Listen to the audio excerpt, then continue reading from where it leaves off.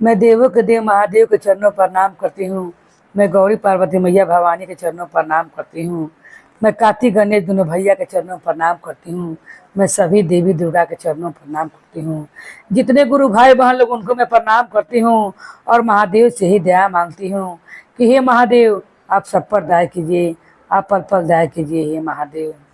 गुरु भाई बहन लोग, आज आप लोग के मैं विजय और उनकी पत्नी की छोटा कथा सुनाने वाली हूँ। विजय एक पतंग बेचने वाला रहता है और विजय अपने गांव में पतंग का एक छोटा सा दुकान करे रहता है।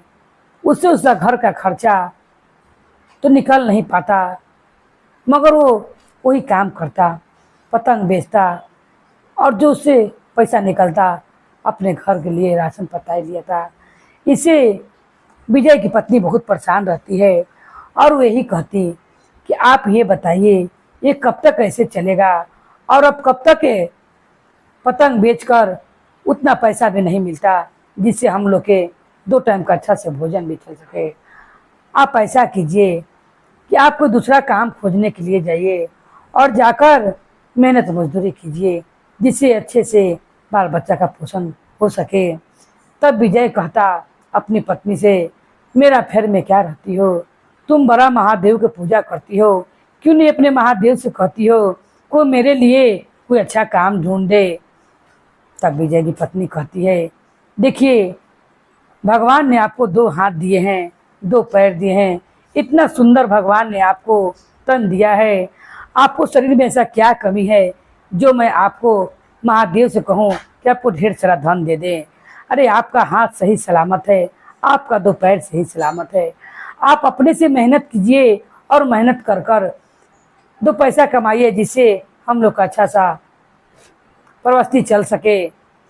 उतने में माता पार्वती कहती महादेव से कि हे महादेव, आज आपका भक्त का पति ने आपको ओढ़ाना दिया है और कहा है कि अपने भगवान से क्यों नहीं कहती कि मुझे कोई अच्छा काम लगा दे। उतने में वो जो पतंग बेचता था उस पतंग खरीदने के लिए एक गाड़ी से आदमी उतरता है। जब गाड़ी से उतरता है तो क्या दिखता है कि महादेव की कृपा से उसके पतंग में अदद सी चमक रहती है और लाइट बढ़ती रहती है। ये लाइट बढ़ा हुआ देख के जो गाड़ी से आदमी उतरता है पतंग खींचने के लिए, वो कहता है भैया आपका तो पतंग सबसे निराला है, आपका पतंग में लाइट बढ़ रहा है। ये लाइट किसी को नहीं दिखाई देता, ना विजय को, मगर खरीदने वाला आदमी सबको दिखाई देता कि उसने एक भक्त को उसके पति ने ताना दिया था और माता पार्वती ने ये ताना को सुनकर महादेव से कहा था कि देखिए आपका भक्त पति आपको भक्त को ताना दे रहा है। प्रभु ने ऐसा चमत्कार किया कि जितने उसके पास पतंग थे सब में लाइट बढ़ने लगा।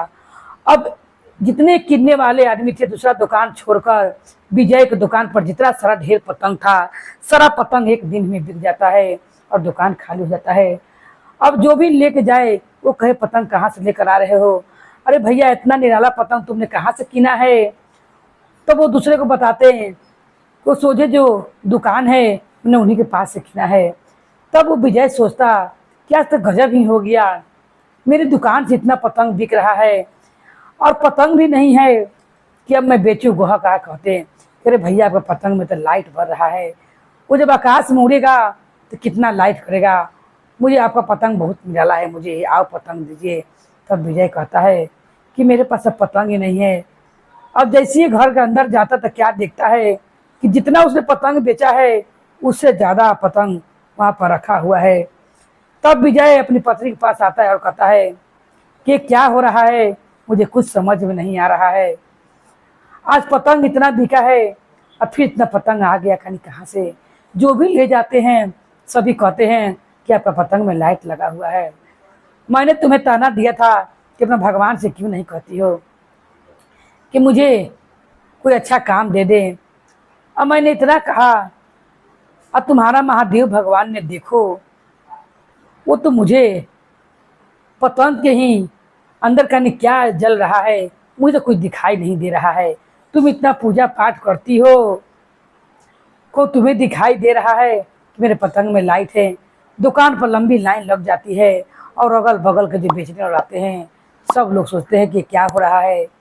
तब ये सोचती है विजय की पत्नी कि सब महादेव की कृपा है, इन्होंने जैसा ताना मुझे मारा है इसीलिए महादेव ने इन्हें दिखाने के लिए इनका पतंग में जरूर कुछ महादेव की कृपा से कुछ लग गया है जो बत्ती बढ़ रहा है और सब ग्राहक खरीदने वाले ले जा रहे हैं। तुरंत बैठती है, कहती है हे प्रभु, मैंने सच्चे मन से अगर आपकी भक्ति की हो तो मुझे पतंग में दिखाइए। जो सब लोग कह रहे हैं कि इस पतंग में लाइट भर रहा है और इतने पतंग बिक रहे हैं, हम लोग को दिखाई नहीं दे रहा है। और मेरे पति को भी दिखाई दे कि पतंग में लाइट है, क्योंकि वो कहते हैं कि सब लोग आज बौरा गए हैं। प्रभु की कृपा से, प्रभु की दृष्टि से ऊपर से एक जोत आता है और विजय उसकी पत्नी के नेत्र में समा जाता है। अब वो दोनों को उस पतंग में लाइट नगने लगता है। अब ये देखकर विजय चंबो करने लगता है कि बाप रे, इतना सुंदर पतंग ये बना कैसे। और दुकान पर तो लाइनें खत्म नहीं हो रहा था। तब पत्नी कहती है, इसीलिए कहा जाता है कभी भी कोई भी पूजा पाठ करे गुरु भाई बहन लोग, किसी को ताना नहीं देना चाहिए। भगवान को भी दुख लगता है उसके भक्त के, और आप उसके भक्त के बारे में कुछ उल्टा सीधा बोल रहे हैं तो भगवान को भी दुख लगता है। और प्रभु तुरंत ही उसका प्रणाम दिखाते हैं, जैसे उन्होंने अपने भक्त को दिखाया उसका पति को कि देखो मैं तुम्हारे लिए बैठे बैठे मैं क्या कर सकता हूँ। क्योंकि पत्नी ने समझाया था विजय को कितना सुंदर देह है, हाथ पैर है, फिर भगवान को क्यों बीच में खींचते हैं। भगवान ने आपको अपाहिज दुल्हन नहीं बनाया है, हाथ दो गोड़ दिए, आँख दिए हैं, आप इसे कमा खा सकते हैं। अब विजय देख कर ये चंबो करता है और अपनी पत्नी से क्षमा मांगने लगता है। तब पत्नी कहती है, मुझसे क्या क्षमा मांग रहे हैं, आपने जितना कटर बोली बोला है वो महादेव को बोला है, इसीलिए आप ऐसा कीजिए, आप ऐसा कीजिए कि महादेव से क्षमा मांगिए, महादेव ही आपको क्षमा करेंगे। तब वो महादेव से क्षमा मांगता है और क्षमा मांग कर कहता है कि हे प्रभु, आपने मेरे दुकान को तो बहुत ही निराला दुकान बना दिया है। ऐसा गुड्डी संसार में कहूँ नहीं मिलता है जैसा गुड्डी आपने मुझे दिया है। और इतना बिक्री होने लगता है, वो छोटा से दुकान से बहुत बड़ा दुकान हो जाता है। तब उसकी पत्नी कहती है, उसकी पत्नी अपना पति से कहती है कि देखिए, आपने सच्चे मन से प्रभु को क्षमा मांगा और प्रभु ने आपको क्षमा भी कर दिया। और देखिए वो छोटा सा दुकान से कितना बड़ा दुकान हो गया और कितनी गुड्डी बिकने लगे। उसी दिन से उसका गुड्डी का कारोबार आगे में बढ़ते चल जाता है। अब दूर दूर के लोग भी गुड्डी खरीदने के लिए खाते हैं, क्योंकि इसका गुड्डी सबसे निराला था, क्योंकि इससे गुड्डी में लाइट बढ़ रहा था।